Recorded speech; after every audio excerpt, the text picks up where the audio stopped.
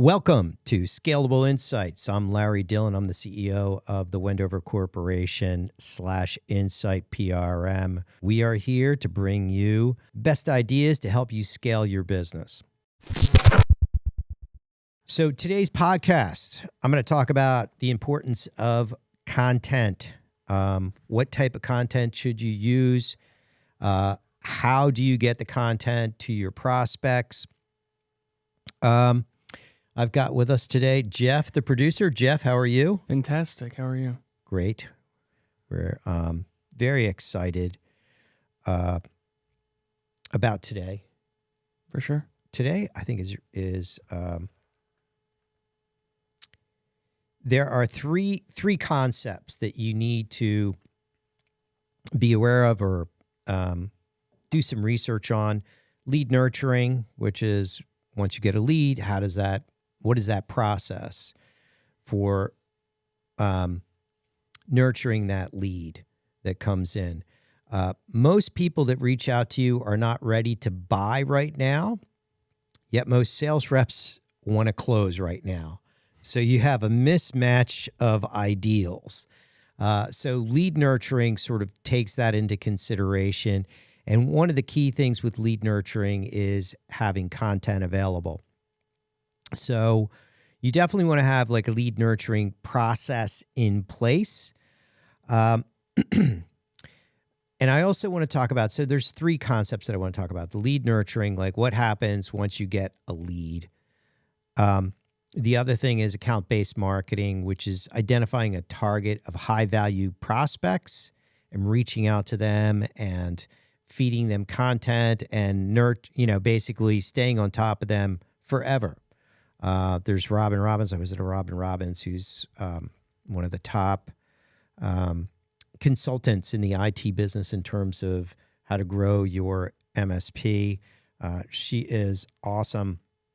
And she talks about identifying potential customers. And then once that gets into your sort of loop, you never, ever give up on them. You never give up on them. But account-based marketing is identifying those companies and then constantly reaching out to them through voicemail, through email, and through direct mail. Direct mail works, by the way. And then there's engagement marketing, which is very sort of similar to account-based marketing, lead nurturing.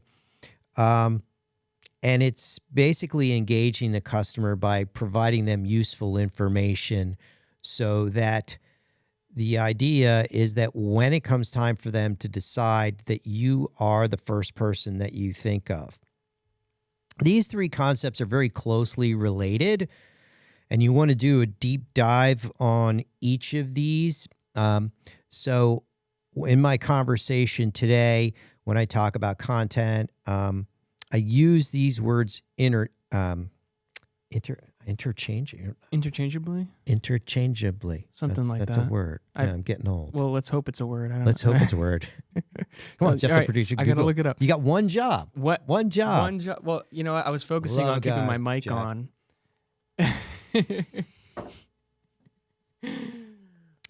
Interchangeable. See, Okay. I don't like how some of these Google dictionary things are. It says the definition for interchangeable is able to be interchanged. Like, does that, you want to know what that means. But anyways. That kind of makes sense. That was the word you're looking for. That was the word. It is. That was the word. But if you really want to scale your business, waiting for them to reach out to you is probably not a good approach. The companies that I've worked with and the people, the entrepreneurs who have killed it, do not rely solely on search engine results. They don't rely on passive marketing. They all have a program of proactive marketing. And so if you're really serious about scaling your business, you need to incorporate proactive marketing. And that's going to include outbound cold calling, engagement marketing is that once you've found companies is to constantly stay in touch with them. So just for the purposes of today, I'm not going to do a deep dive into any one of these three things. So with your permission, I'm going to use these interchangeably. And interchangeably. They're interchangeable. Interchangeable? They're interchangeable. All right. So, but we will, in a future podcast, we'll do a deep dive into each one of these things. And with our, we have our outsourced inside sales program, which is a combination of the three of these, and sort of take the best ideas from all three and put them together into a program, which we recommend that you can either outsource it or do it internally. But do yourself a favor and Google your industry. If you're a national company, just Google whatever it is, IT services or voice over IP. It is a mess. My God. Who cares if you're on first page, organically on first page of search engine results? I mean, are you under any delusion that you're missing the massive share of the marketplace? Yeah. It's been called, and in terms of publishing, everybody's like, well, you got to publish content because 80% of the buyer's journey is completed before they reach out to you. I'm always like, well, I'm just supposed to stand with my hands behind my back, just sort of just waiting. They call it publish and pray. I don't know where I first heard that, but publish and pray. So you're developing all this great content, you're publishing it on your website, and praying that when they search for whatever service you provide, that they go to your website and find your content. Not a great strategy. So now, that's not to say that SEO isn't important. It's very important. You definitely want to jump into that battleground and slug it out with all of your competitors, with the various ways that you can navigate through the first page. It's just mind-blowing. So the content is essential for these, let's just pick a way to refer to it today just to make it easy. Let's call it engagement marketing. Gail Goodman, who was the former CEO of Constant Contact, wrote a book called Engagement Marketing, which is awesome. Love Gail Goodman. She's a rock star in my book. And I would check that out. That's how she took Constant Contact from 50,000 users to 500,000 users. Wow. Through engagement marketing. Had a team of people that would basically just give free seminars on how to grow your business through email marketing. Wow. And basically, I went to one of these sessions, which was phenomenal. And the first thing that this gentleman said, it was in Delaware. I think he used to work at DuPont. Very polished, very knowledgeable person. So the first thing is, I'm not here to sell you anything. I'll never try to sell you anything. I'm just here to help you grow your business through email marketing. And basically what he said was, if you reach out to people and keep in touch with them through your email marketing campaigns, when it comes time for them to select, driveway repair, IT services, or phone services, you will be the first person that they think of. And furthermore, he said, price won't be as much of an issue because you've already established trust. You've already established yourself as a consultant. You've already established yourself as a thought leader through this outreach program. And that's exactly what Constant Contact did. They weren't the cheapest solution. And they grew from, like I said, I think it was 50,000 to 500,000 users. And, she wrote a book on how she did it. Well, I think she was still CEO when she wrote the book. Phenomenal. So what you want to do is develop the content. So the best content, there's a couple of things that you can do for content and to establish yourself as a thought leader. IT services, there's so much that you can talk about, and things that seem simple to you are not necessarily simple to your end user. And you want to think about your end user. If you're selling to non-technical people, you want to make sure that content is in the voice that a non-technical person would understand. So for example, and then, how has COVID, how has people working from home changed your environment? Like, for example, with IT services, from talking to folks in that industry, there's a huge problem from the massive amount of people that are working from home in terms of security, because you just opened up your network. It gives hackers a back door into your network. Also, I've been talking about the fact that not everybody goes into the workplace. So some people are in certain days and other days. And some of these things you might not think are great content, or you might not think of, but they're actually great content for the end user. Like, for example, I know in our space, we would have, a group of 5 or 6 managers that would have a key. And so it's sort of, I don't want to say security, but it's almost built-in security. If one person was out, then there was another person who had a key. They would open up the office. Somebody was there from 9 to 5. And then at 5 o'clock, they would leave. One of the managers would leave and lock the door. So there was never an issue in terms of security. But now with people coming and going, like for instance here, we've had situations where the door didn't get locked because not everybody had the key or thought to lock the door. So we've had to go ahead and get automatic locks put on the door. Then the other issue is that there's some times where maybe there's just 1 or 2 people here, or maybe somebody steps out for lunch and doesn't lock the door.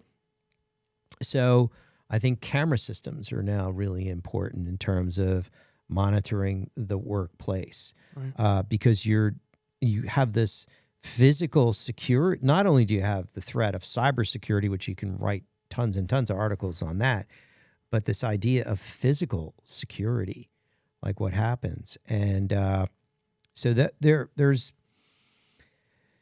for your industry, like for example, in the commercial moving industry, disposition of furniture. Unfortunately, because there's so much extra furniture in the marketplace, depending on who you choose may be more or less green. Somebody who's not sort of an expert in this industry, I was talking to some people and I'm like, was looking for some furniture, and I'm like, well, what about the used furniture? Like, Larry, we take it to the landfill. We don't have room in the warehouse. And it's shocking because a lot of the stuff is new furniture, but they're like, we have so much that we haven't sold anyway. And it's just winding up in the landfill. Versus I've talked to other people who are in the, have more knowledge or more full-time in the disposition of furniture, and they have a process. It's more expensive to be able to recycle the parts and the furniture. So there's and a lot of people, it's concerning what's happening to this furniture. Oh, okay, here's some money, get rid of this furniture, but what's happening to it? Is it getting reused, or is it going right to the landfill, which isn't good? So, and I talk to business owners every single day, and especially now with COVID and all the changes, there's definitely stories to be told. Like almost every industry that I talk to, there's stories to be told. So find that interesting content, but when you're doing the content, think of it from the standpoint of your end user, the person that you sell to, and what is there, especially if you're technology. It's almost like I need network services for dummies, right? And also for content, so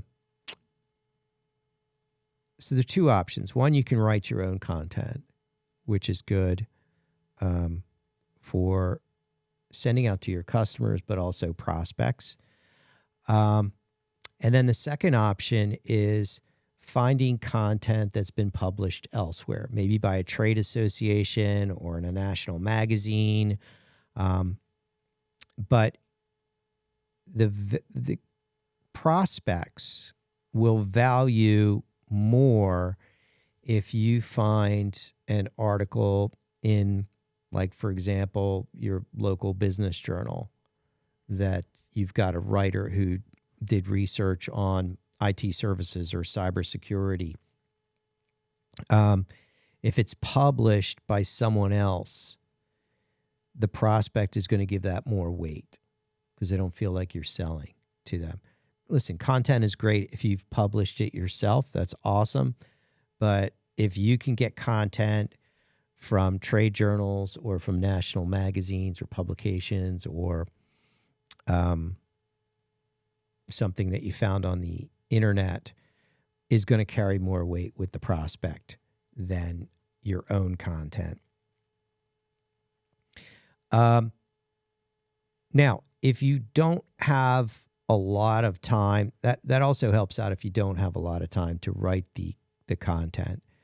But do yourself a favor, and if you do write the content yourself, give it to some of your prospects or give it to some of your customers and say, hey, listen, would you do me a favor?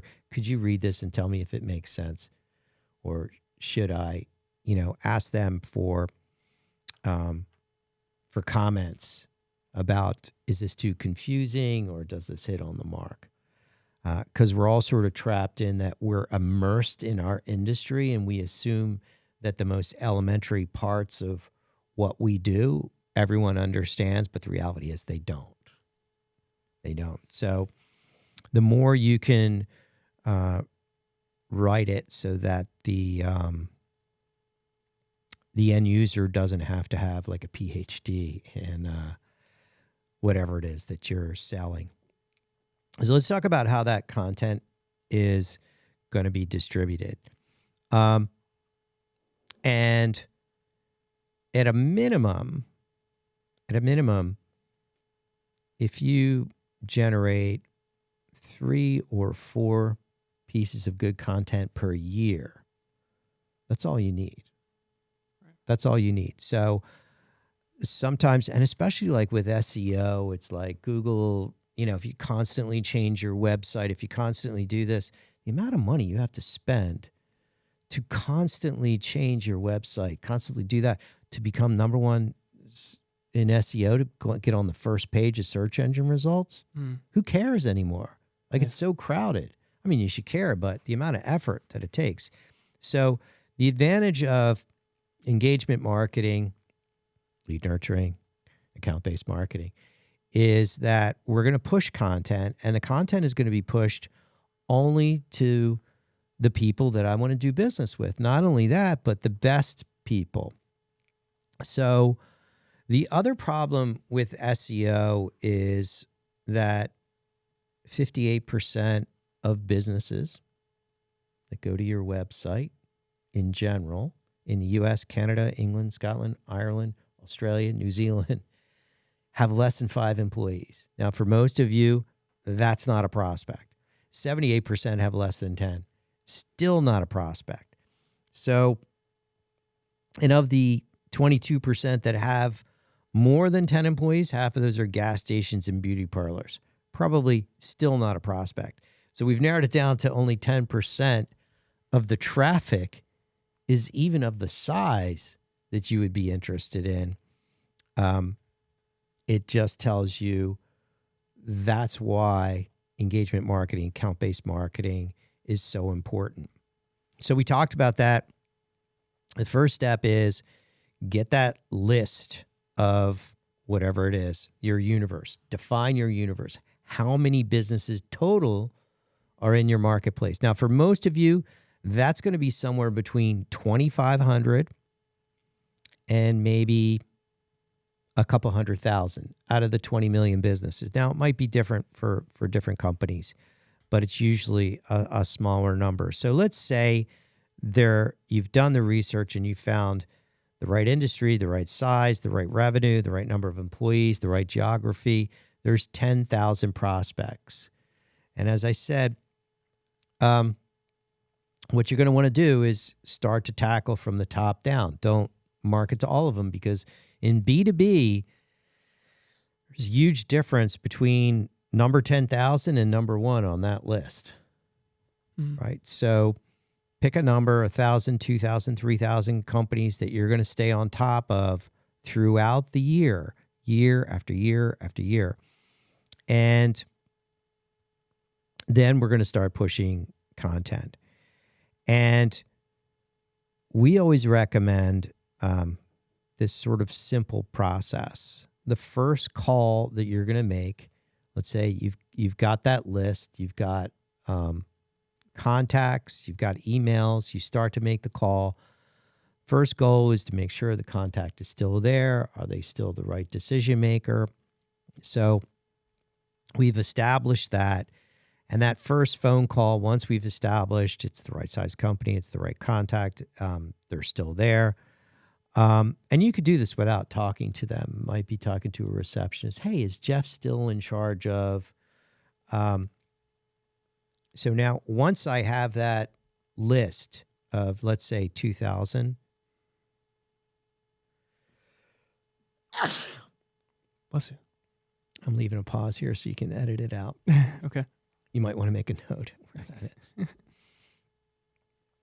So that first step is to perfect that contact list.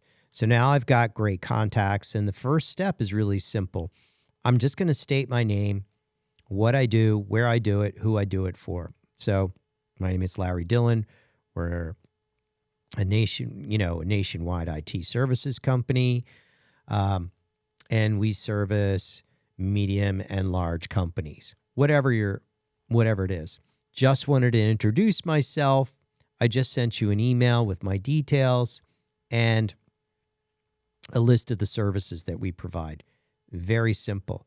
So that's the first call in this journey. And this journey never ends. Once I've established you are a key potential client, I never, ever give up on you, ever. And listen, it's a lot of hard work to get to that stage. And the beauty between that, this isn't simple. You can't just get out your credit card and make this happen. By the way, this is one of the most difficult things for businesses to do. I talk about this survey. We survey businesses and we ask them, grade the quality of your service on a scale of 1 to 100. Average score is like 92 to 94. This year, last year, year before, every webinar, every speaking event that I've went to, or that I've spoke at, spoke, words, friends, mine or not.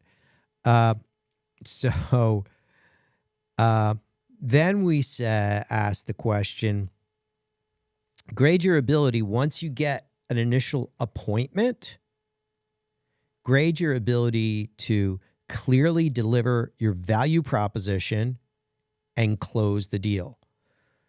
Same thing, 90s, low, mid 90s, A plus. Since, I've been asking people these questions probably for the last 5 or 10 years. Then we ask the question, grade your ability to consistently convert leads into appointments. And the average score, 58. It's the only failing grade business leaders will give on their business. And that is because it's difficult. It's difficult connecting with companies. It's even difficult connecting with companies. Let's be honest. It's difficult connecting with people who've reached out to your website. We'll close deals this month that took us 10, 15, 20 calls to get that person back on the phone, and maybe months. The statistics, you may want to write this down or commit it to memory. We do this mystery shopping where we'll approach somebody, 100. We've done it anywhere between 100 and 500 companies. We've done this a number of times. Chilton did it back in the 70s. A woman by the name of Chatterjee did some research in the 80s, found the same thing. And there's tons of research on this. That even people that reach out to you, it takes an average of 10 to 12 attempts to get them back on the phone. So we reached out to, in the most recent one, we reached out to 100 companies, said we were the decision maker. We had a budget, need, time frame, please call. Went to a single line set, was answered by a receptionist, recorded every phone call, who called. And when they called, they said, oh, you just missed him. Call back tomorrow at 3:00. I'll be able to put you right through. So out of the 100, only 50 made an attempt. 50. Posing as an ideal customer. If this isn't making you shake in your boots, if you're driving right now and listening to this, and if you're not like, as soon as I get back to the office, I got to fix this problem. I don't know what else to tell you. 50%. Posing as the ideal customer. I think one of the ones we said that we were the procurement person or office manager for a 100-person law firm. In the right geography, only half called. And then of the 50 people that called, only 25 made the second follow-up. And again, when they called back, they were like, oh, just missed him again, call back tomorrow. Only 12 made the third follow-up, and only 4 made the fourth follow-up. And by the fifth call, they all had given up. All 100. And these are very successful companies. Wow. How do you know I wasn't the biggest customer of your entire life? You don't know. You don't know. Right. This should be, if you're a business owner, this should be snapping you into action. You should be like, I need to hire someone to be a mystery shopper and call my company a bunch of times. Right? So I would do a quiet survey over, a couple of months, but I would make a bunch of phone calls in and see what happens. You got to have somebody, obviously not your voice. That's a massive problem. Massive. So, and it's because the sales reps are busy, CRMs are painful, they're not really good at managing prospects, the tool isn't right for managing prospects, they don't have the time, they're busy with other stuff, they're doing project management and selling and prospecting, and sales reps will tell you most sales reps are not good at prospecting. They're just not at follow-up. So, but there's a massive potential there. There's a ton of research out there that says that 70% of all opportunities that come to companies are mishandled or completely dropped. That has not changed since I've been in the last 34 years. I see no change in that. So what's the advantage? The advantage is, and the reason is that, and Ed Katz, he's a consultant, the number one consultant for the commercial moving industry, has a book. We got to get the name of Ed's book. Yeah, well, we have it somewhere in here. Okay. So. See if you can text Gary, get the name of the book. Thanks. Sounds good. But Ed talks about when he started his company, Peachtree Moving and Storage, did commercial moves in Atlanta, Georgia, killed it. Just crushed the competition. And it's because he learned early on, he was a great salesperson with terrible at cold calling, following up on leads. So he hired someone specifically to follow up, and that was one of the cornerstones of his success. And I can tell you that the highly successful, the elite companies that I've worked with, the top of the top, like the top 3%, the top 4%, that crush their competition.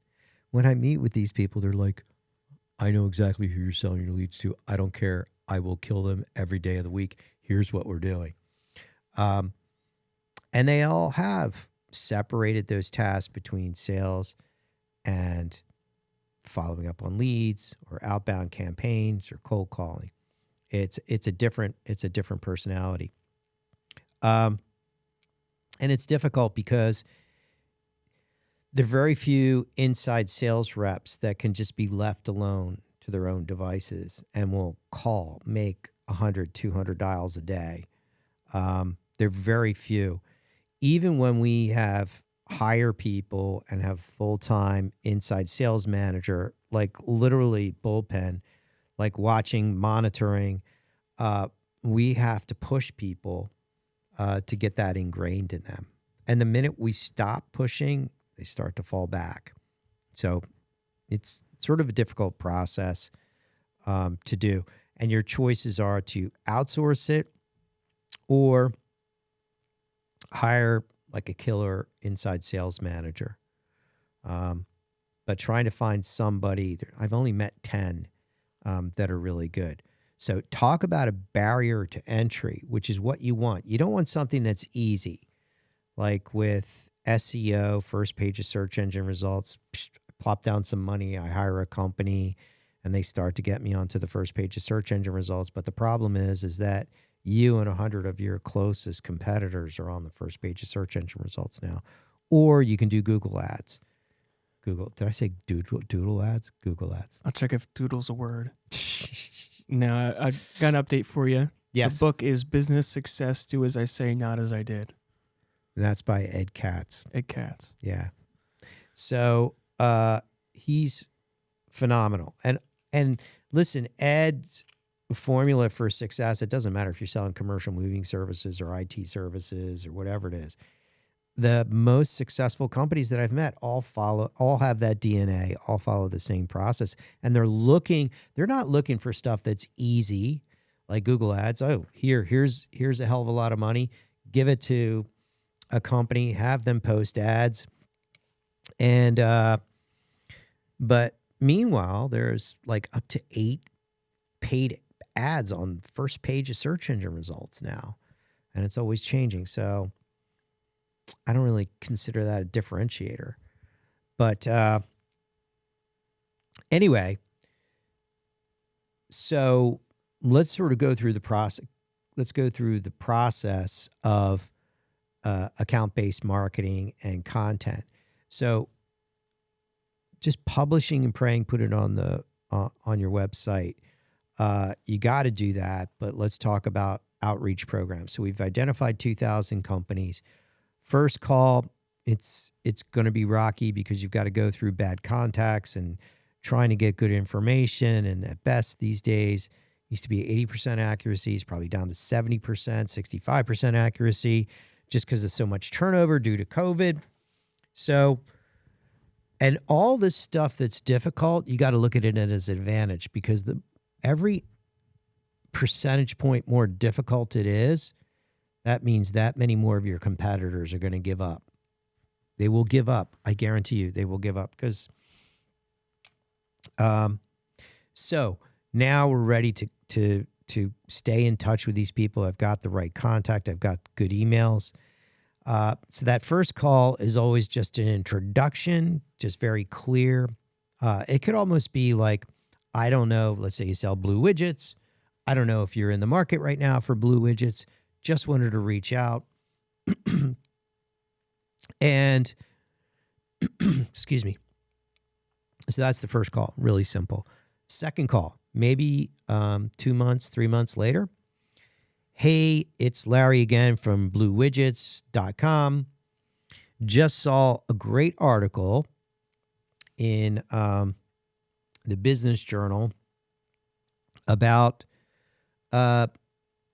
how to buy blue widgets or new blue widget technology, whatever it is, whatever the content is. Especially, like I said, if you can find a great article on your industry published elsewhere, or if it's your own content, it might be, hey, 5 things you need to think about blue widgets or your technology or IT services or cybersecurity in 2023. We just wrote this white paper on this. I'm sending you a copy of this. I hope you find it useful. Again, my name is Larry Dillon from, Larry's IT Services. I'm going to follow up with you next quarter. In the meantime, if you have any questions, I just sent you an email with the article and also has my information. It's pretty simple. Then the next quarter, you just follow up with more content and more content. So if you do it on a quarterly basis, you just need 4 pieces of content a year, but we're going to be pushing that out. Now, of course, if you want to push more, you can push more. But I'll tell you what, delivering, and if we think about what we're doing is, we've identified 2,000 out of our 10,000, but these are the 2,000 best prospects, right? So it's that 80-20 rule. So the top 2,000 prospects out of your top 10,000, prospects probably represent 80% of the potential business of the 10,000. So always be thinking the 80-20 rule. So I'm getting my name in front of them. I'm making sure I'm top of mind. By the end, and you really need to think long term. If you think short term, I can't help you. No one can help you. We've contacted probably, I want to say, approaching 10,000 different companies in the last 34 years, all around the world, different industries. There's nobody that I've talked to, that I've met with, that I've had beers with at a trade show that's like, you know what, Larry, we've got this really easy thing. I just give them a bunch of money and it just rains. There's no one that's ever said that. No one. But I can tell you that the people that have the best inside sales always win. You have the biggest, the best inside sales team. And inside sales, engagement marketing, account-based marketing, it's not like, don't get out of this mentality of like, well, if we want to see if we see results in the first month. Stop. Don't waste your money. Don't do anything. Just, forget about scaling your business outside of whatever your growth rate is right now. It's not going to happen. For B2B, for the kind of stuff that you do, it's you have to have the long view. And the long view is in terms of years. You should be thinking in terms of years. Try something for a year, 2 years, 3 years. It just takes time for this stuff to build up. Because by the end of the year, if I've delivered 4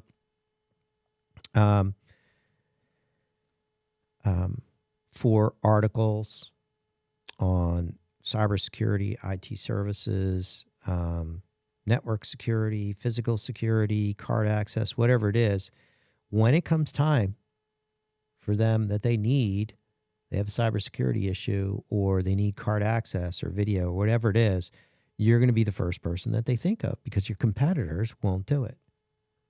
They won't be doing it. But it really kicks into high gear after 4 touches. And it's not like you can get 4 touches in a month. You could do 4 touches in a month, but that's kind of annoying. Now you've become annoying.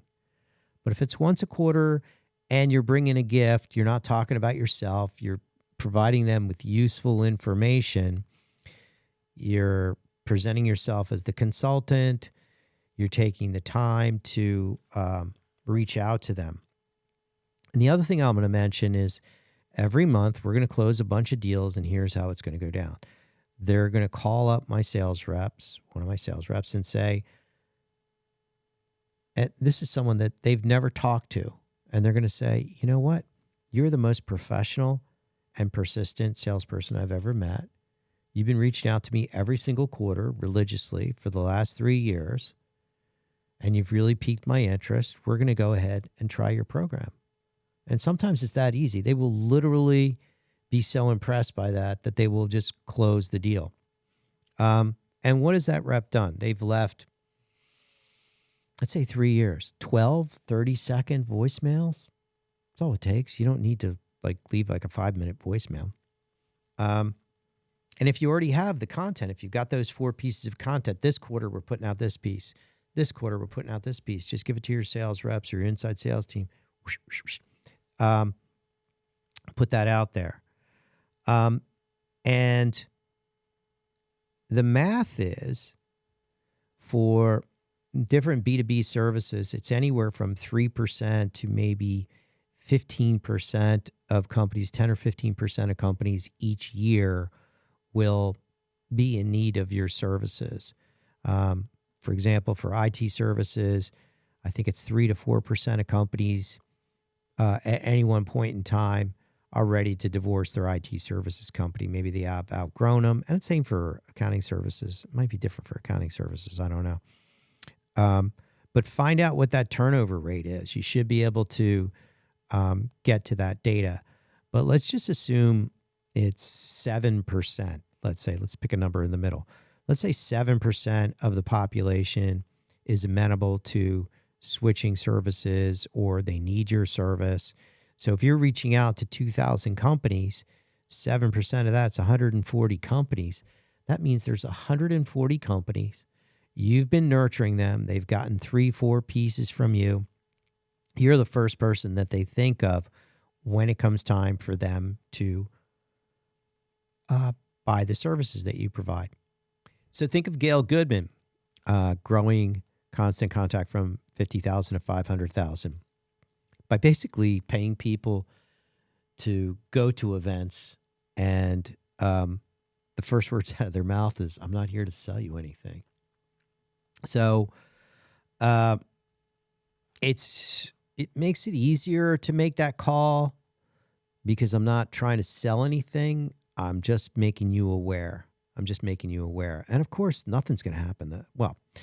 Something will happen the first quarter, but certainly not as much as the fourth quarter or the 5th, the 6th, the 7th, the 8th, the 9th, the 10th. It just builds and builds and builds and builds. And that's what you want. You want some sort of growth, scalable strategy that builds over time. Now, that being said, we utilize this ourselves internally, and there are some immediate connections that happen where my reps will get an immediate phone call back. "I can't believe your timing. We were just talking about this. Thanks for reaching out to me," when it was actually our inside sales team. And you will get people to respond to the email. But if you're doing an outreach program of 1 or 2 per day, sub 100 per month, nothing's going to happen. But if you're doing, 2,000 outreach of 2,000, 2,500 per quarter, stuff's gonna happen. As much as in the second, third, and fourth quarter, no, not as much. But you will get an immediate return, because if you're reaching out to, say, 500 companies per month and it's 7%, the timing is right, because it just boils down to simply what percentage of the time is somebody interested in buying the product or service that you provide. And there are ways to figure that out. Which if you're interested in that, you can always reach out to me, and I'm happy to talk to you about that. But if we do that, that means if I made 500 outreach calls, sent out the content, that means I hit 35 every single month, people that right now is exactly the right time. So, but the content is important part of this process. So, and I think it's important to keep it fresh. And like I said, you could do a mixture of your own content plus other people's content, especially from large, credible companies. Sometimes there might be something in Harvard Business Review, but that's where instead of publishing and praying, we're going to publish and push. I think I just made something up. I think you got to patent that. I'm on it. Remember the FedEx commercial? I think when you do this, that's the same as a trademark. Yeah. But yeah, publish and push versus publish and pray. Oh, I love it. That's kind of cool. Yeah. Publish and push. It's a new title to your book. There you go. Right. So it's very effective. And it also helps you with lead nurturing. So, for example, with lead nurturing, let's say lead nurturing from the standpoint of somebody reaches out to you. It could take a week, 2 weeks, 3 weeks, 4 weeks, 5 weeks, 2 months to connect with somebody. These are just the stats. It's just life. So instead of just like, well, we have a policy of 3 strikes and you're out. So we'll make 3 attempts and then we'll give up on the prospect.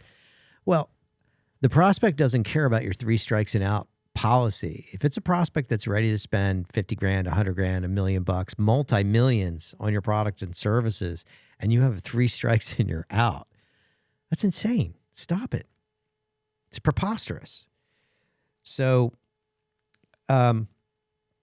if you put a lead nurturing process in place which I recommend that everyone do this. So if they've taken the time to go to your website, reach out to you, I would do a parallel lead nurturing program. And the lead nurturing program would be something like this. So you give it to your sales rep. They may or may not get in touch with that person. They may not. There's a 50% chance that they don't even call them.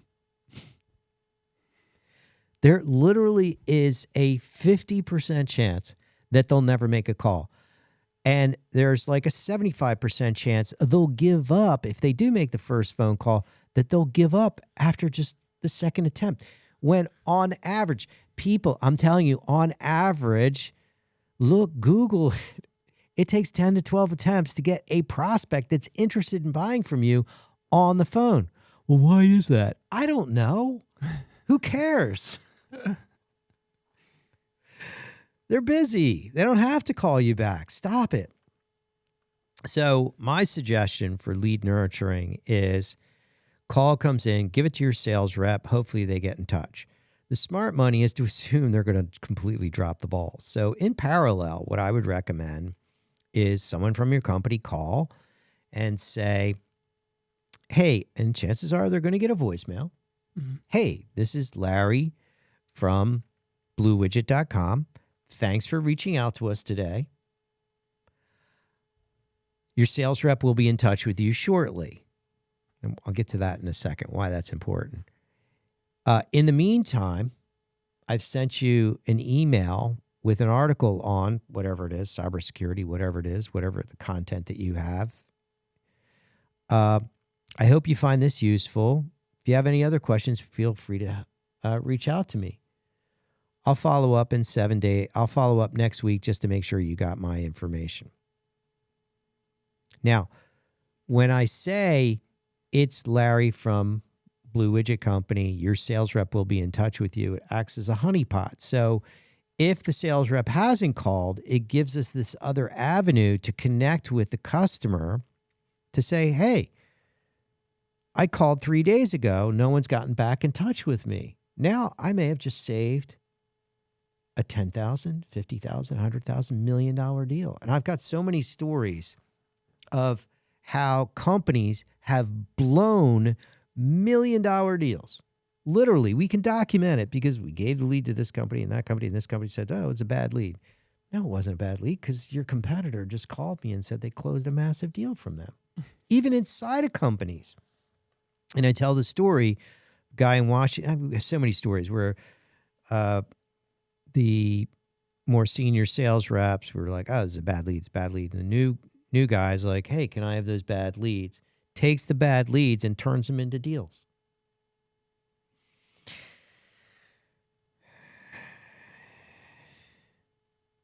I literally could go into any company and say, just give me your dead lead dumpster and I'll turn that into gold. Like literally. That should be like. I challenge any company. Call me up. We'll take your dead leads. Yeah. The leads that your sales reps swear up and down are bad leads. Now, the caveat is that, I don't want stuff from last year, but give me stuff over the last 3 months that even leads you're just not able to get in touch with the customers. I will turn it into business. Yeah.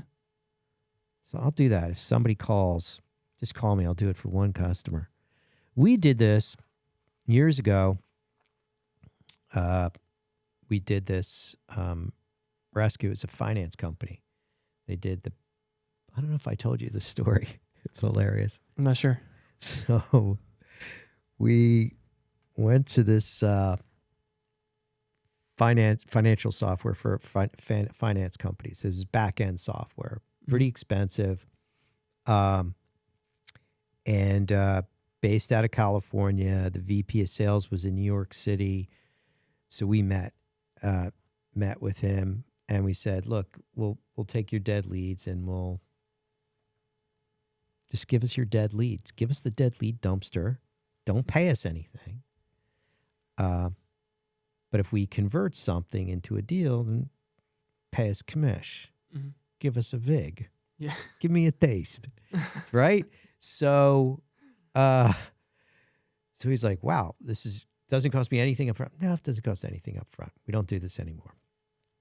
But anyway, so he says, that sounds great. Why don't you come back next week and we'll do like a conference call with California, just where the inside sales manager was. And so we get on the phone, review it again, and he's got the inside sales manager, and she's like, explains the program. And she says, well, Jim, we've tried this before and it didn't work. He said, let me ask you a question. We tried this before where somebody agreed to not charge us a dime, but they just want commission if they rescue a deal from the dead lead dumpster. And then and only then they would get paid. She goes, well, not exactly. He says, all right, let's put that under the objection column. Then he turned to me and said, okay, Larry, how do we move forward?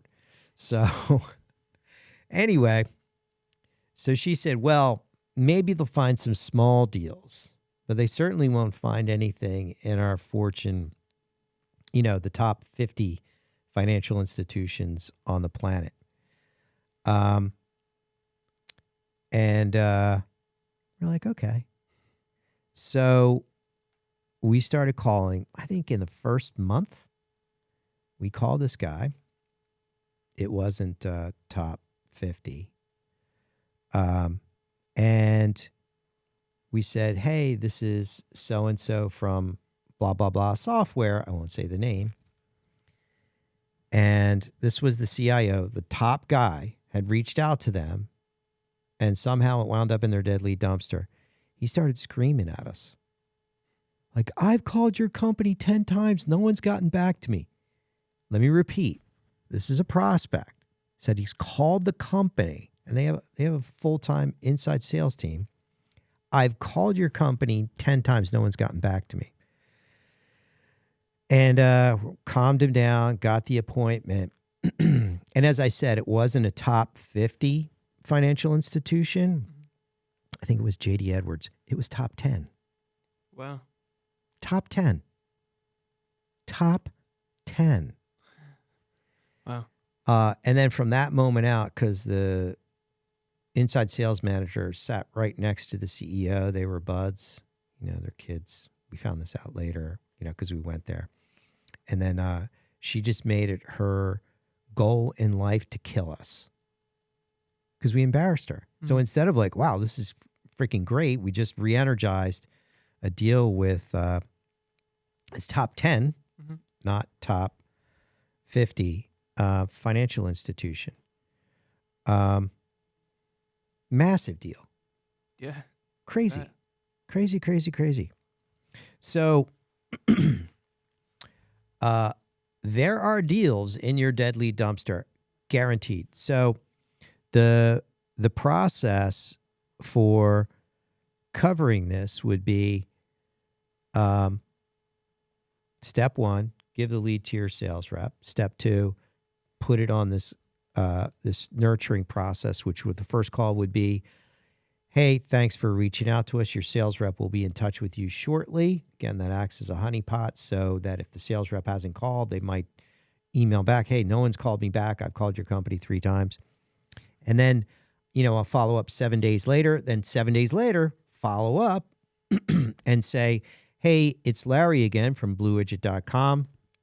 Just following up, last week I sent you an email with the list of the services that we provide and also my details. If there's anything else I can do to help you out, let me know. And again, that acts as another honeypot because if the sales rep hasn't connected with them, it's another touch point that I can re-engage that customer, right? And then on that second call, now I'm going to deliver the same content, same 4 pieces of content that we've developed. By the way, great article on cybersecurity. I'm emailing that with my details. I hope you find that useful. I'll follow up in a couple of weeks. And then 2 weeks later, you follow up. It's Larry from customer service from bluewidget.com. So no matter what's going on with the sales rep and the customer, if they're not in touch, then it acts as a way for me to re-engage that customer. If they are in touch, it just makes you look good. And then the next 4 phone calls are going to be delivering that content. Hey, it's Larry again from bluewidget.com, customer service. Another great article on whatever it is, video surveillance. Just sent you that article. Hope you find it useful. Again, my phone number is this. If there's anything I could do to help out, let me know. So why not, based on what I just told you, and I could tell you story after story after story about massive deals in people's dead lead dumpster.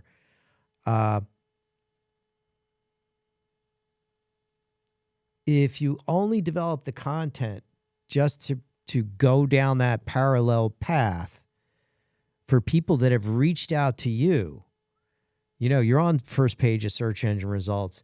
Oh, for the love of God, they've chosen you as one of the 30 companies on that page, one of 3 out of 30 or 40 that they're going to connect with. To miss that opportunity is horrible. So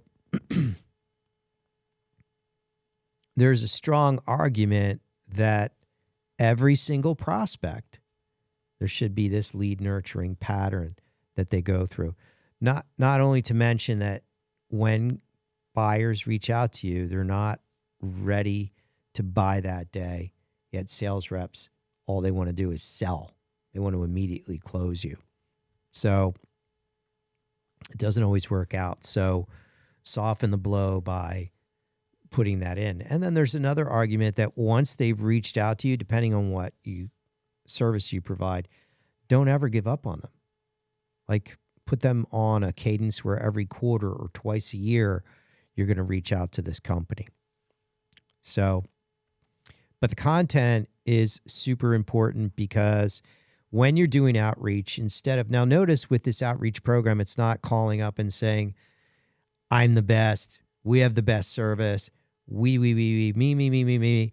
Customer doesn't care about you. But if you provide them with truly useful content, that's about them, that they do appreciate. And it works. There's lots of articles on the value of lead nurturing, leads that are nurtured versus just giving it to a sales rep and hoping that they make calls, which statistically, 50% of reps will never make that phone call. Statistically, 75% of reps will give up after the second phone call. And statistically, 90% of sales reps will give up after the 4th phone call, when on average it takes 10 attempts to get somebody back on the phone. So that should be enough information to scare the bejesus out of you. I'm scared. You should be. You should be. And I know from interviewing people, I was talking, we were in a meeting with the COO of a $300 million company. And we were talking about this, how sales reps don't follow up with customers, because I know from my own staff constantly complains to me, where I'm also in the commercial real estate business. So sometimes we need to do stuff for our buildings, which are big deals. And they'll call electricians, they'll call plumbers to not just replace a light bulb, but replace all the lights in a building. I remember this one particular instance where redoing the entire electric, a 20,000 square foot building, the lighting. And my admin was like, I've made 10 phone calls. No one's called me back. And then I was talking to business owners, all repeat the same thing. Like, yeah, it's a nightmare getting people. And listen, folks, it doesn't make you look good. It makes you look bad. It makes you look bad. And there's a fix. And the fix is if all you did was either outsource the inside sales process so that they followed up on the leads that came in, that's more than going to pay for what it costs to put that together. But the advantage of the content is it gives the salesperson something else to speak about other than themselves. And you're putting yourself in the customer's shoes. So it makes you look like a consultant. Consultants get paid more than salespeople. It makes it look like you care about their business and that you've taken the time to put together content that you think that would be useful for them. So there's so many ways that the content can help you not only close more deals, but keep you top of mind and, keep you in front of the customers so that when it comes time for them to buy your product or service, your industry, you're going to be the first person to think of, that they think about. And that's the objective, is that if I'm smart, if you could sit down in a magic ball, the smart move is to say, I'm going to engage these 2,000 customers, and my goal, a hole in one, my goal is no one ever goes to Google's blue widgets, because they don't have to, because I've given them so much content. Now, of course, that's never going to happen. But if I can take that from 0%, which if I don't publish and push, if all I do is publish and pray, that's never going to happen, because they're all going to go to the internet. If I just publish and pray and just sit there quietly waiting for someone to come to my website. But if I push and publish to 2,000 companies, 5,000 companies, 10,000 companies, whatever it is, there's going to be a percentage of those folks, because I've kept in touch with them, that will rely on me as the expert. Maybe that's 10%. Maybe it's 5%. Maybe it's 20%. But it's some percentage that will call you. I know from experience. Talk to Gail Goodman, right? The objective is for Gail, clearly Gail's objective is, Gail wasn't trying to push companies to go to the internet to do research on email marketing. No. I think she had 12 people, full-time people, not selling. Like literally, my job is to say in the beginning of a speech, I'm not here to sell you anything. Right. I never will. Mm-hmm. It's, it's a pretty simple concept. You have to have a long-term view, but it definitely works. It definitely works.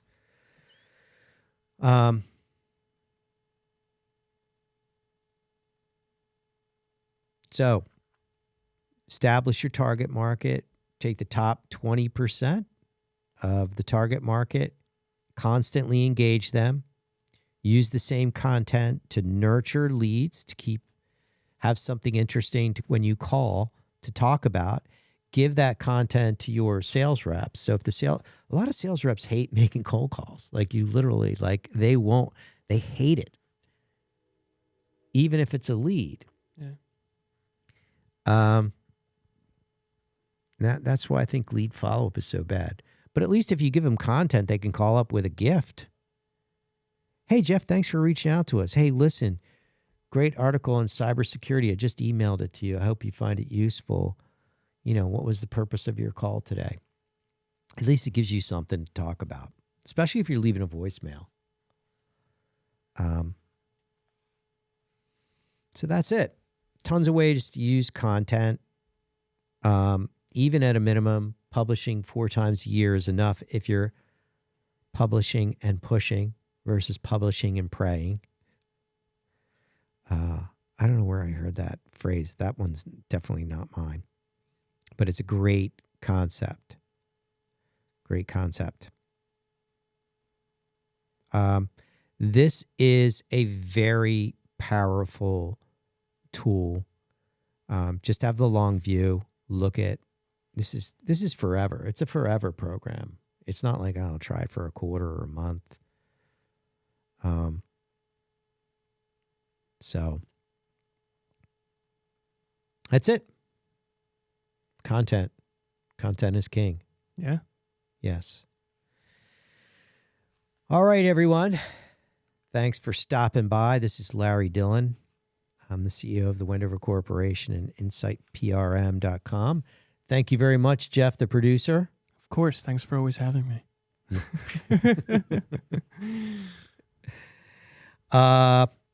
Comments? Questions, concerns? Subscribe. Hit the Like. like button. If you have suggestions for folks you'd like us to interview, let us know. We're looking for the rock stars, the elite sales reps, sales managers, VPs of sales, marketing, business owners, entrepreneurs, business leaders. Let us know. And if there's any topics you'd like us to cover in terms of scaling your business, please let us know. Thank you. Good luck.